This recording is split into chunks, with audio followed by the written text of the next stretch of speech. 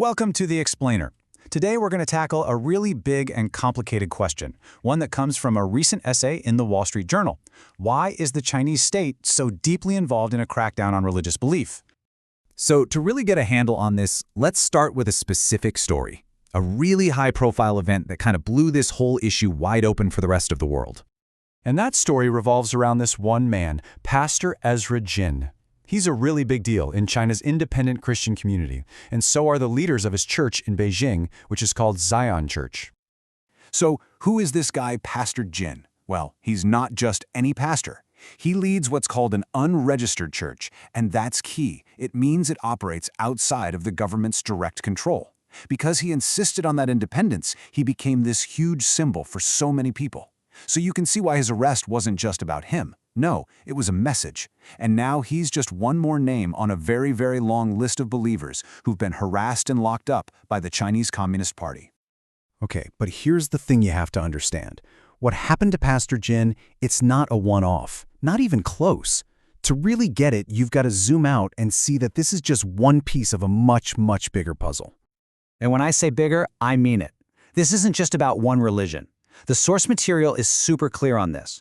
We're talking about a huge crackdown that targets Christians, for sure, but also Tibetan Buddhists, Uyghur Muslims, and even smaller spiritual groups like Falun Gong. It's across the board.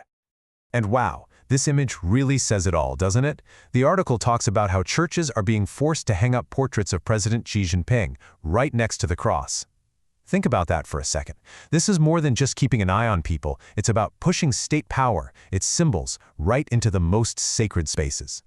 So all of this, it leads to the billion-dollar question, right? What's really driving this? It's so easy to just say, oh, it's about political control. But the essay we're looking at says, hold on, not so fast. We need to go deeper. I mean, it's the first thing you'd think of, isn't it? The Communist Party just wants to stay in power, so it's crushing anything that looks like a rival for people's loyalty. And yeah, according to the source, that's definitely a piece of it. But it's not the whole story, not by a long shot. See, if you stop there, if you think it's just a power struggle, you're going to miss the real logic behind all this. The essay argues there's something way deeper going on, something ideological that's been fueling this whole thing for years. And that's where we get to the real heart of the argument. So let's peel back the layers and look at the core ideology that's been driving this campaign against religion in China for decades. Okay, here it is, the core thesis of the whole essay. The Chinese Communist Party's problem with religion isn't just that it's a rival for power. It's much more fundamental than that. They are ideologically, philosophically committed to a future where religion is just gone, wiped from society completely. And this quote from the article just hits you like a ton of bricks. The party is committed philosophically, historically, and institutionally to its ultimate elimination. Think about that phrase, ultimate elimination. That's not about control. That's not about regulation. That changes everything. It reframes every single action we've been talking about.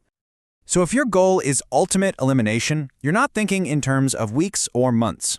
And that helps explain how the state is going about this. This isn't some short-term policy that's going to change when a new leader comes in. No, the source says this is a patient, strategic, a multi-generational plan. Yeah, they're playing the long game. And this perspective really helps explain something that can seem kind of confusing.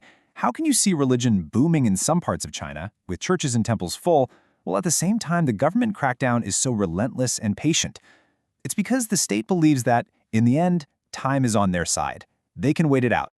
And that leaves us right here with this really powerful final question. When you understand this is a long game, you see the real conflict, don't you? It's a powerful state with this deep ideological mission to erase faith, squaring off against the incredible resilience of that very same faith in the hearts of millions of people. So the question the source leaves us with is this. In a fight that's going to last for generations, who's going to be more patient? Who's going to be more resilient? The state or the believer?